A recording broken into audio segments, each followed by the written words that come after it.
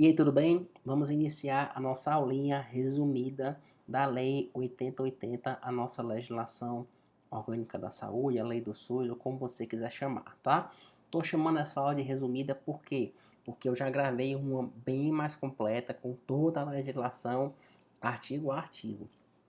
Aqui eu destaquei só a legislação que merece um comentário a mais.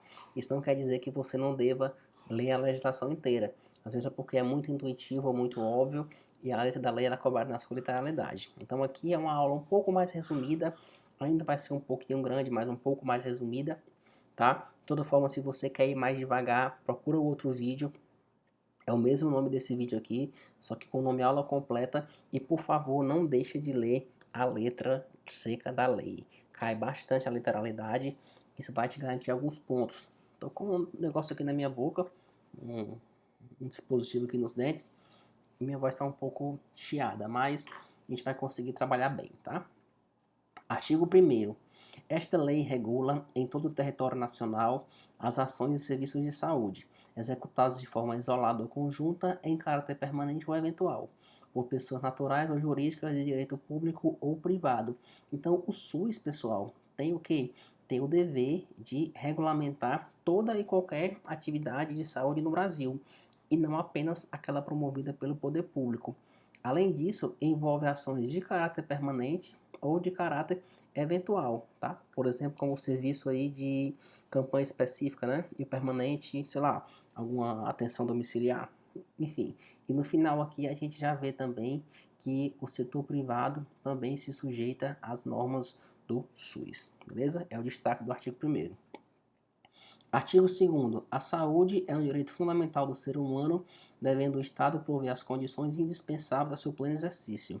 O dever do Estado de garantir a saúde consiste na formulação e execução de políticas econômicas e sociais que visem a redução de riscos de doença e de outros agravos e no estabelecimento de condições que assegurem acesso universal e igualitário às ações e aos serviços para promoção, proteção e recuperação. Parágrafo 2º. O dever do Estado não exclui das pessoas, da família, da empresa e da sociedade. Olha o que está dizendo aqui. Conversa muito com a aula de saúde no aspecto constitucional, tá? Aqui traz muito aquele aspecto constitucional nos artigos importantes da saúde. E também está claro que apesar de o Estado é quem tem que dar as condições para o pleno exercício e prover as condições indispensáveis, todos nós temos que ser protagonistas com a saúde, né? Aqui no parágrafo 2º tem essa informação, ó, dever das pessoas, da família, das empresas e da sociedade, tá? Então, não se exclui esse nosso dever só porque o Estado está tomando de conta não, tá bom? Parágrafo 3º, tá? Os níveis de saúde expressam a organização social e econômica do país, tendo a saúde como determinantes e condicionantes, entre outros, a alimentação, a moradia, o saneamento básico, o meio ambiente, o trabalho, a renda, a educação, atividade física, transporte, lazer e acesso a bens e serviços essenciais.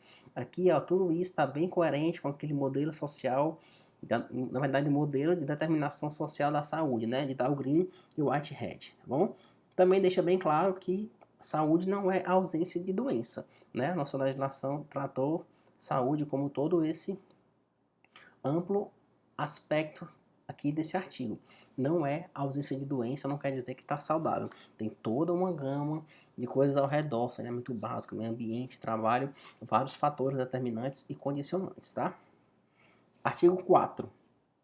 O conjunto de ações e serviços de saúde prestado por órgãos e instituições públicas federais, estaduais e municipais constitui o SUS. Aqui é a definição do que é o SUS. Esse artigo aqui, ele é cobrado em prova de maneira literal. Você tem que saber esse artigo aqui de qual é salteado, tá? Sobre a iniciativa privada, que a gente vai falar daqui a pouquinho, no parágrafo 2º, ó, é complementar. Iniciativa privada poderá participar do SUS em caráter complementar. Não é suplementar, é complementar, tá bom? Então fica bem ligado nisso aí. Artigo 5º. São objetivos do SUS a identificação e divulgação dos fatores condicionantes determinantes da saúde, formulação de políticas de saúde destinadas a promover nos campos econômico e social, assistência às pessoas por intermédio de ações de promoção, proteção e recuperação de saúde, com a realização da ação integrada assistencial e atividades preventivas. Beleza. Aqui as bancas gostam de dizer, exceto a realização integrada tá? E é com a realização integrada. Então aqui é a ideia da integralidade, como a saúde é vista nesse grande foco da integralidade, tá? Artigo 6º, você vai dar uma pausa para ler, não vou ler aqui contigo, mas você vai dar a tua pausa para ler, e você vai notar que aqui está muito condizente com o campo de atuação, com o artigo 200 da nossa Constituição Federal, né? Algumas coisas a mais, né? Repete tudo de lá e traz algumas coisas a mais, certo? Fica ligado nisso aqui, que é bem importante. Dá uma pausa e lê, tá bom? Aqui nos parágrafos desse artigo 6 vão começar as definições, elas são muito cobradas em prova. Como essa nossa aula é a resumida, eu não vou ler contigo, mas sugiro seriamente que você dê uma pausa e lê, tá bom? Vai falar de vigilância sanitária, e eu quero que você entenda isso aí. No próximo slide vai ser a vigilância epidemiológica. Destaca o que na vigilância sanitária? Vou marcar aqui para ti, ó. Eliminar riscos, eliminar problemas sanitários, né, intervir nos problemas sanitários, são as palavras-chave de destaque para a vigilância sanitária, certo? No nosso parágrafo 2º é a vigilância epidemiológica, e a palavra-chave aqui é mudança nos fatores determinantes e condicionantes dessa saúde, tá bom? Enfim, se você reparar, essa aqui é a principal ação da vigilância epidemiológica. Lê com atenção também esse parágrafo, tá bom? Artigo 7º. As ações e serviços públicos de saúde e serviços privados contratados obedecerão aos seguintes princípios. Aqui você vai ler os princípios, tá? O primeiro, destaca o termo acesso. E o quarto aqui, você vai ter a ideia da igualdade, que é um pouco diferente da equidade, né? A equidade, ela colabora com a efetivação da igualdade, mas você tem que saber esses princípios diretrizes de cor e salteado, tá bom? Aqui no inciso 7º a gente entende que o planejamento é ascendente, né? A utilização da epidemiologia para o estabelecimento de prioridades e alocação de recursos e orientação programática. Você consegue entender porque que vai do menor para o maior ente em termos de controle, tá bom? Descentralização administrativa com direção única em cada esfera de governo. Aqui temos a ideia da intersetorialidade, tá? No inciso 10, trazendo meio ambiente, trazendo saneamento básico. Enfim, no inciso 12 a gente tem uma gestão cooperativa, gestão solidária e gestão compartilhada. Eu gosto de chamar o GC, o GS e o GC, né? Que são as três gestões em todos os níveis de assistência, tá? Cooperativa, solidária e compartilhada. Vai além desses incisos, estou só te destacando o que é mais importante, o que é mais relevante, que é só para você ter uma noção, tá? Dá pausa e lê, porque é importante pra caramba. Aqui no inciso 13, traz a ideia da economicidade, da eficiência, de não se desperdiçar dinheiro público. No inciso 14, trata as mulheres e vítimas de violência doméstica em geral, né? E eu destaco aqui que os serviços privados também devem seguir essas regras de acompanhamento psicológico, atendimento, cirurgia plástica, não só o público, o privado também, super relevante. Artigo 8º, vou até ler contigo, tá? As ações e serviços de saúde executados pelo SUS, seja direta ou mediante participação complementar da iniciativa privada, serão organizados de forma regionalizada e hierarquizada em níveis de complexidade crescente, né? Acabei de falar do planejamento ascendente. A participação é complementar da iniciativa privada, a banca vai tentar trocar para suplementar, mas não é complementar, tá? A organização é regionalizada e hierarquizada, não é centralizada, e a complexidade é crescente, não é decrescente. É onde a banca pode tentar te pegar, fica esperto. Aqui vamos pular logo para o artigo 10, certo? Diz que os municípios poderão constituir consórcios para desenvolver em conjunto as ações e serviços de saúde que lhe correspondam. Curiosidade, a Lei Complementar 141 também autorizou os estados a fazer esse tipo de consórcio. Na 8080 a previsão é apenas para os municípios, certo? Aqui um ponto importante, que é um dos pontos que fala de direção única, aplica-se aos consórcios administrativos intermunicipais o princípio da direção única, e os respectivos atos constitutivos disporão sob sua observância. Não se preocupa com aquela gestão compartilhada, porque aqui está só com os municípios. A ideia aqui é que o gestor, um gestor só, né, para cada consórcio. Então, que o consórcio tenha o seu próprio gestor, o seu próprio fundo de saúde, tá? E aqui no nível municipal você vai ver que pode descentralizar em formas de distritos. Artigo 11 e artigo 12 dá essa lidinha relevante também. O destaque é que a comissão intersetorial tem representação da sociedade civil, e você vai ver lá na frente a comissão intergestor, que não tem a participação da sociedade civil. Não deixa de ler esses artigos. Aqui são as atividades a cargo das comissões intersetoriais, não tem jeito, tá? Você tem que saber essas 6. São áreas que são de interesse da saúde, mas não estão no âmbito do SUS. Então elas corroboram aí com a intersetorialidade, tá? Então o SUS trabalha com outros campos entre esses aqui. Você vai ver que nas competências federal, estaduais e municipal, vai sempre se repetir essa atividade. Então é bom que você saiba. Eu vou ler contigo já vai dando essa refrescada. A articulação das políticas e programas a cargo das comissões intersetoriais vai abranger, em especial, as atividades alimentação e nutrição, saneamento e meio ambiente, vigilância sanitária e farmacoepidemiologia, recursos humanos, ciência e tecnologia e saúde do trabalhador, tá bom? Bem tranquilo, né? Mas também tem outros, tá? Que é só especial. Tem, por exemplo, o meio ambiente, tem o trabalho, enfim, promoção de saúde, por aí vai. Artigo 14 e 14A, também quero que você dê uma olhada. Índice de cobrança média para alta. Aqui são os incisos, né, dos objetivos da comissão bipartite e tripartite, tá? Artigo 15 são as atribuições comuns que todo mundo vai fazer no âmbito administrativo. Dá uma lidinha aí bem relevante, bem importante. Continua aqui também os incisos. Destaque para a participação dos planos de saúde. Se eu não me engano é o 7º ou 8º, é o 8º. Tá? Elaboração e participação periódica do plano de saúde. E você tem que saber que o plano de saúde, a implementação dele central é de 4 anos, né? Tem a definição, a implementação das iniciativas do plano de saúde é 4 anos. Artigo 16, aqui eu quero começar com a competência contigo, ó. Direção nacional. Você vai ver que a maior parte das direções do SUS nacional traz muito de participar. Quando é coisas que saem do âmbito só do SUS, quando é intersetorial, não é formular, como é aqui no inciso 1, tá? Quando é intersetorial, é participar, porque o SUS e o responsável pela outra área vai lá e faz aquilo, tá? Outra coisa é quanto às competências. Quando é nacional, tende a ser o quê? Formular políticas, fazer um grande controle. Por quê? Porque é o que está mais longe, né? Então não tem como ser aquela muita parte da execução. Então, no âmbito nacional, é mais formulação, avaliação, enfim, participação na formulação, na implementação. No estadual, é já uma ideia mais de controle, com um pouco de execução. E no âmbito municipal, as competências da direção do SUS municipal normalmente são mais de execução. Então, isso vai te ajudar a filtrar essas competências e conseguir distinguir se é estadual, se é municipal, se é federal. Outra coisa, normalmente um ente é ligado ao outro direto. Então, tem falando lá na municipal que vai receber o dinheiro de alguém. De quem? Normalmente do município, né? Normalmente a União vai ajudar os estados e municípios, ajudar, que eu digo, não só em dinheiro, mas nas participações de políticas ou de relatórios. O estado vai receber da União e trabalhar para o município. E o município vai ter sempre ali o estado em cima dele. São noções gerais de competência para que você não precise decorar em si todos os incisos, mas consiga entender como funciona e acertar as questões, tá? Aqui ainda nas competências nacionais, faz a tua pausa e lê. Faz tua pausa e lê aqui ainda, tá? O destaque aqui é para o 7, ó.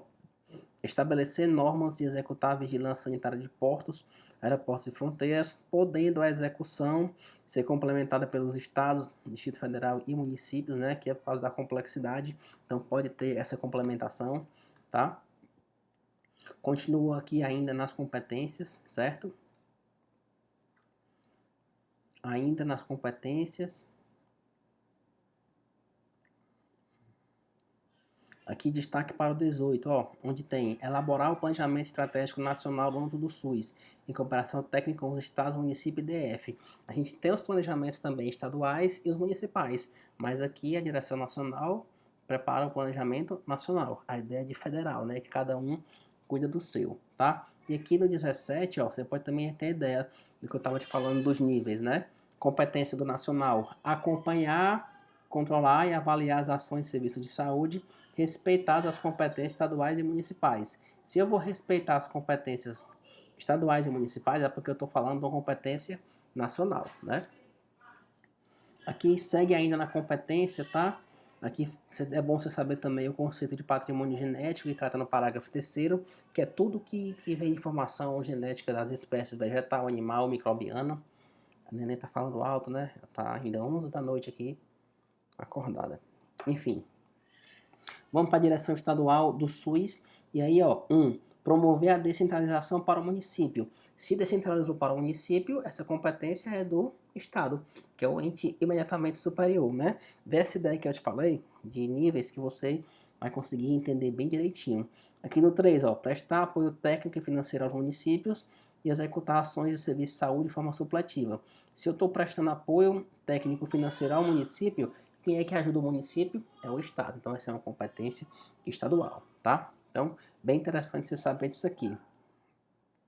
Outra coisa em relação às ações e serviços de vigilância epidemiológica e sanitária, lá na competência nacional era definir e coordenar, né? Porque está no âmbito mais estratégico. Aqui já é só coordenar, porque está mais perto da realidade e é num caráter complementar. Por quê? Porque a União, o nacional, já é para ter regulamentado isso aí, já é para estar coordenando. Aí, complementarmente, coordena e executa essas ações, tá bom? Então, aqui mais competências estaduais.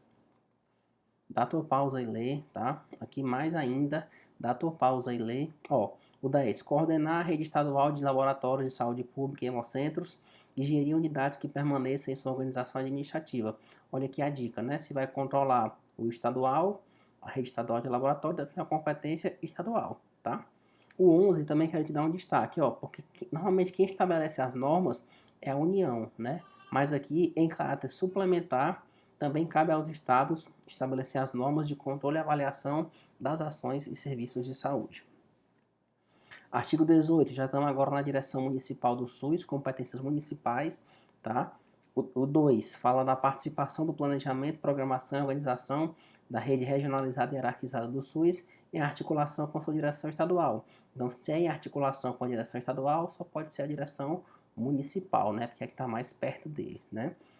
4, que eu te falei, ó, executar serviços, vigilância epidemiológica, vê que no âmbito nacional é dirigir e coordenar. No âmbito estadual já é coordenar de maneira suplementar. E no âmbito municipal já é executar. Né? Cada um, por quê? Porque o município é o que está mais perto.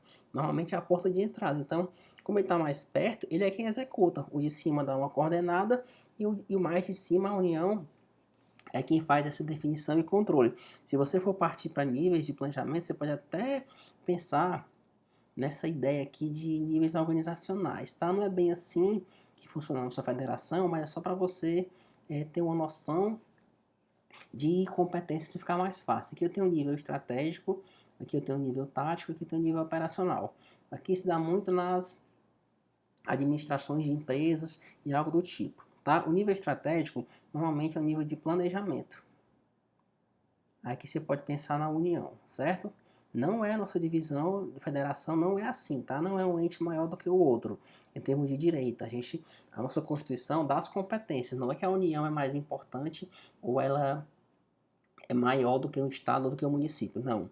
A Constituição fala, a União compete isso, aos estados compete isso e ao município compete isso. Todos eles têm a sua autonomia respeitada, não tem nenhum soberano ao outro. Essa ideia que eu estou te trazendo aqui dessa pirâmide, de um em cima do outro, só para você ter uma noção de planejamento. Então, nosso planejamento aqui é ascendente, né? A gente vai de baixo para cima. Então, para você ter uma ideia de níveis em relação ao planejamento. Não é que um ente é mais importante do que o outro, não, tá? Não se confunda com isso. Então, no nível estratégico, no topo da minha pirâmide, se você pensar numa empresa, né, nos meus gestores maiores, nos meus chefes, eu vou ter a ideia do planejamento, tá? No nível tático, que aqui seriam, por exemplo, os estados, no nível tático, que aqui seriam os estados, eu vou ter mais uma ideia de coordenação, certo? E no nível operacional, que seriam os municípios, eu vou ter mais uma ideia de execução. Por quê? Porque essa galera aqui do nível operacional, né? Essa galera aqui do nível operacional, ela é quem está na linha de frente. Então é mais fácil ela executar as políticas, mais fácil ela cumprir o que foi estabelecido lá no estratégico pela União e está sendo coordenado pelo Estado no nível tático, no nível gerencial, certo? Só para te dar essa noção aí de níveis, para te ajudar a definir as competências. Mas lembrando, não existe essa divisão de um mais importante do que o outro. Só para ficar mais fácil, você não precisa decorar, tá? Te trago essa visão, que eu tenho formação em administração também. Aí eu consigo ter essa intersetorialidade aí de matérias, né? Essa multidisciplinaridade, certo? Então, fica bem ligado nisso aí, fica só com a dica.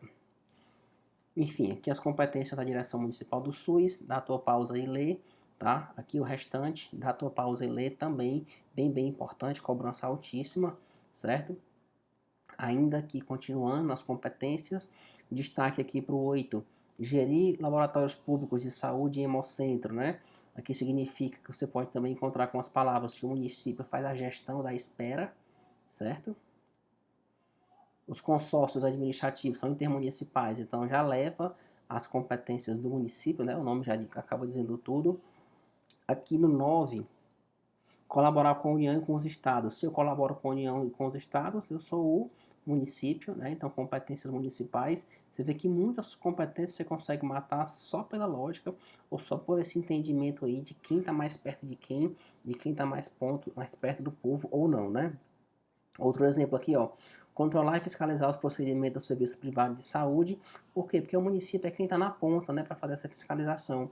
Então, mesmo sendo controle e fiscalização, que normalmente é do Estado ou da União, como é do serviço privado de saúde, quem está mais na ponta lá é o município. Então, é mais perto para ele, é mais fácil, foi colocado para ele, tá? E o outro destaque aqui é para a competência do Distrito Federal. O Distrito Federal recebe as competências dos estados e dos municípios. Essa também é até uma previsão constitucional, não é só da saúde. Aqui o subsistema da atenção indígena é muito importante, a gente teve muitos movimentos no nosso país ultimamente relacionados aos indígenas, então numa prova de saúde provavelmente vão trazer alguma coisa sobre isso aqui, tá? Então dá uma lida, é bem importante, certo? Aqui também é a continuação da atenção indígena, destaca o 19G, que diz que o subsistema de atenção à saúde indígena deve também ser descentralizado, hierarquizado e regionalizado, assim como o SUS, né? Então ele obedece aos mesmos princípios e diretrizes do SUS, isso é muito interessante. Aqui o restante, tá, do subsistema de atenção indígena, lê também. Aqui o restante, o finalzinho dos parágrafos. O parágrafo 2º dá uma ideia bem boa, né? Até para ter uma noção de mundo, de social, algo do tipo. As populações indígenas não teriam como ficar sendo atendidas, em sua grande parte, só na atenção básica, tá? Porque às vezes estão até isoladas, até o acesso físico é difícil. Então, tem que ter adaptações na estrutura, na organização do SUS, onde reside a população indígena. Para quê? Para que eles tenham realmente um atendimento integral e não tenha nenhum tipo de discriminação.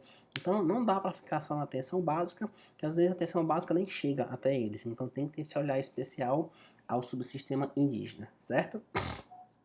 Que é a continuação, né? Esse 19H ele é bem cobrado, ele traz aqui a ideia de universalidade, de integralidade, de participação social da população indígena. Aqui já estamos no sistema de atendimento e internação domiciliar, tá? A equipe que faz isso aí, ela é multiprofissional, certo? Exige enfermagens, fisioterapeutas, médicos, psicólogos, assistência social e qualquer outro necessário ao cuidado integral. E olha o detalhe, o atendimento e a internação domiciliar só se realiza por indicação médica, então a indicação não é multidisciplinar, tá? O trabalho em si, o atendimento e a internação, o trabalho em si, a prática, né, é realizado por equipe multidisciplinar para fazer a medicina preventiva, a terapêutica e a reabilitação.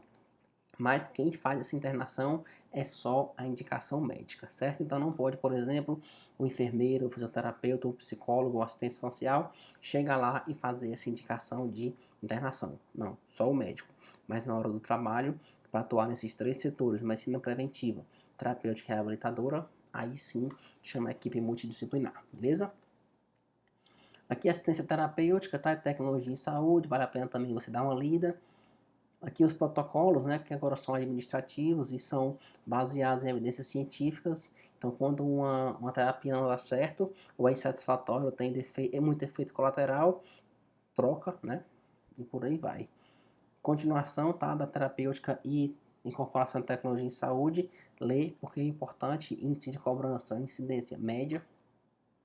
Serviço privado de assistência à saúde, asterisco, porque é realmente bem importante. O artigo 20 é o mais relevante, porque fala do setor privado como um todo, tá? O artigo 21 cai bastante, é o mesmo texto da Constituição Federal e é cobrado literalmente, tá? Aqui fala que é livre a iniciativa privada, né? E aí as provas às vezes botam que é vedado, às vezes falam que é restrito, né? Mas não, é livre a iniciativa privada. Esse artigo 21 cai bastante, tá?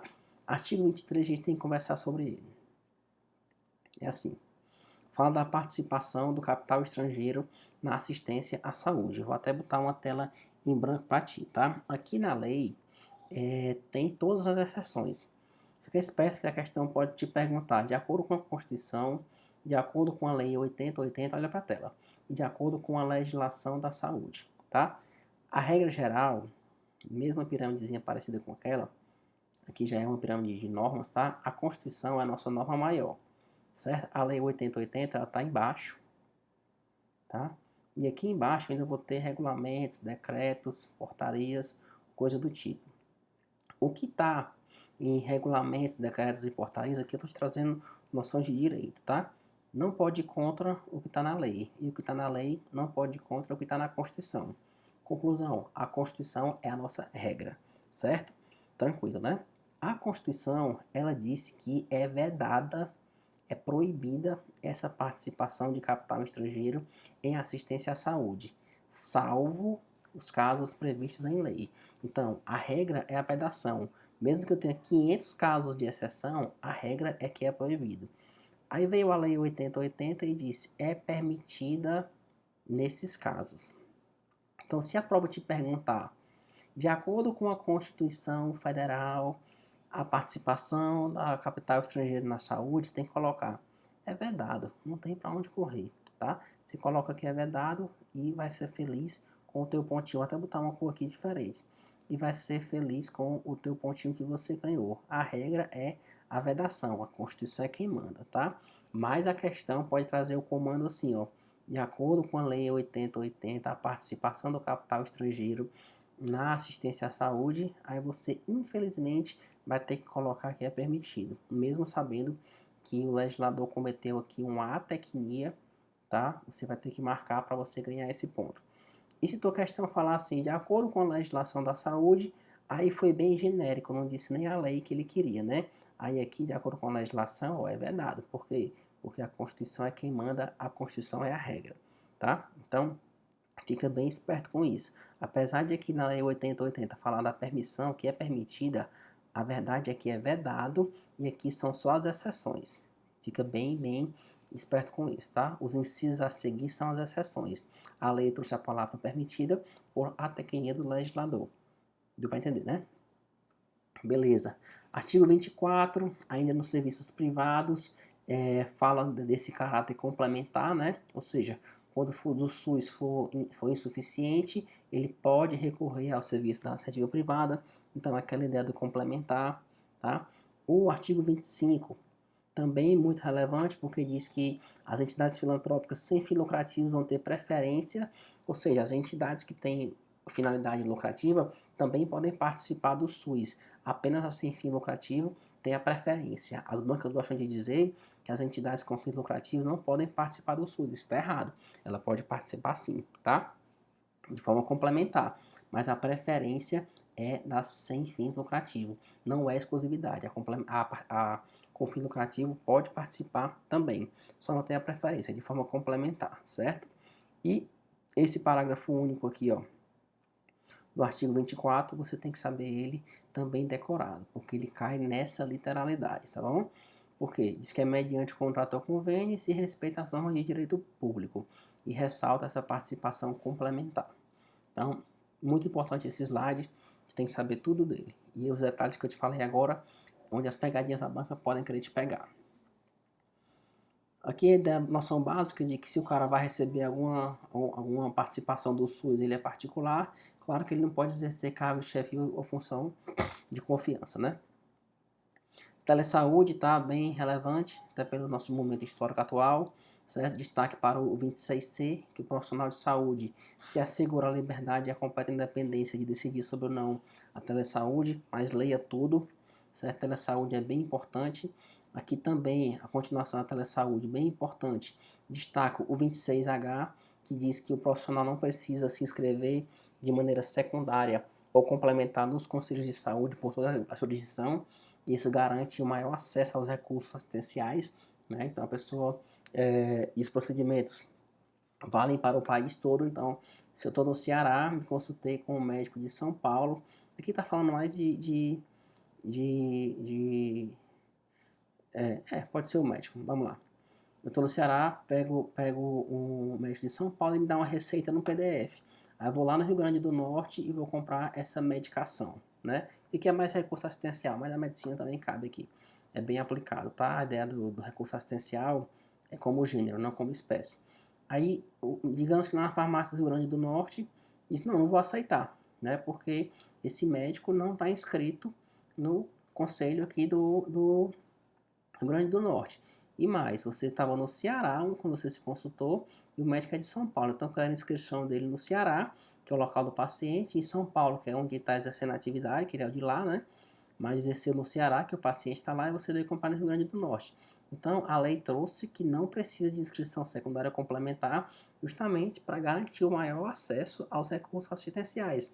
E, claro, as prescrições de medicamentos e procedimentos têm que ser válidas em todo o território nacional. Então, artigo muito importante, o 26H, tá? Aqui fala um pouquinho dos recursos humanos, né, da ideia de educação, de formação continuada, enfim, formalizada e executada de maneira articulada. Bem importante você ler também. Aqui a gente continua, tá? Destaque para o artigo 28, que diz que função de chefia, direção e assessoramento é num regime de tempo integral. Na prática a gente não vê muito isso, né? A gente vê aí às vezes enfermeiro com dois ou médico, né? Enfim, com 2 ou 3 regimes aí de chefia, assessoramento e direção, tá? E não pode, né? Pela lei é regime de tempo integral, então tem que ser dedicação exclusiva, tá? Na prática a gente vê diferente, mas o que vai cair a tua prova é a lei. Então fica esperto com esse artigo 28 e não deixa de ler o restante, tá? Aqui já fala um pouquinho do financiamento, né? Do financiamento da saúde, fala a ideia do sistema de auditoria. A auditoria interna é o próprio Ministério da Saúde que faz, é o próprio órgão. Hoje em dia já tem a AudiSUS, né, que faz essa auditoria interna, e as auditorias externas são os outros órgãos competentes, cada um na sua área. Ministério Público, Tribunal de Contas, cada um com a sua área, tá bom? E o 33 diz que os recursos financeiros vão ser depositados em conta especial em cada esfera de atuação. Então, eu tenho o Fundo de Saúde Nacional, Estadual e Municipal, e cada um cuida do seu, tá certo? Aqui o finalzinho do financiamento, tá? Que diz que esses valores que vão sair dos estados, desculpa, da União para os estados e para o DF, eu vou ter que combinar os seguintes critérios para saber quanto é que eu vou mandar. Então eu tenho a transferência de valores, União para estados, União, né? Para DF, União para municípios, certo? Como é que eu vou definir o valor? É pelo tamanho do município, é pelo tamanho do estado, é pela antiguidade, é pela proximidade física de Brasília, né? Enfim, tem os critérios que vão dizer como é que vai se definir esse valor. Aqui são os incisos dos critérios, tá? A gente tem o critério populacional no inciso 1, e aqui tem o perfil epidemiológico, né? Mobilidade, mortalidade, morbidade, mortalidade, por aí vai.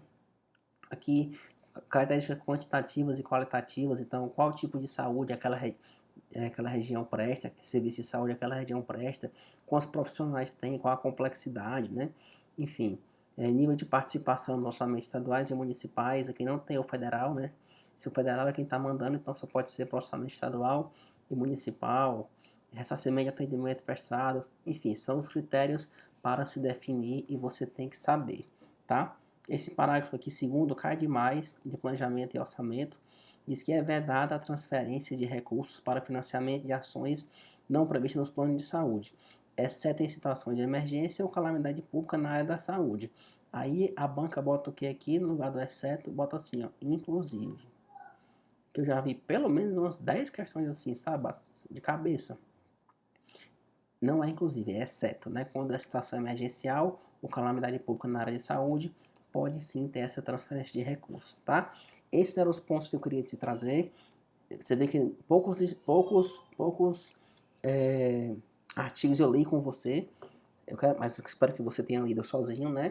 E foi mais para te dar um norte. Se você quiser a aula mais completa, ela tem 1 hora, se eu não me engano, 1h10, você procura aí e lá a gente vai bater os outros aspectos que não são super relevantes, mas também caem.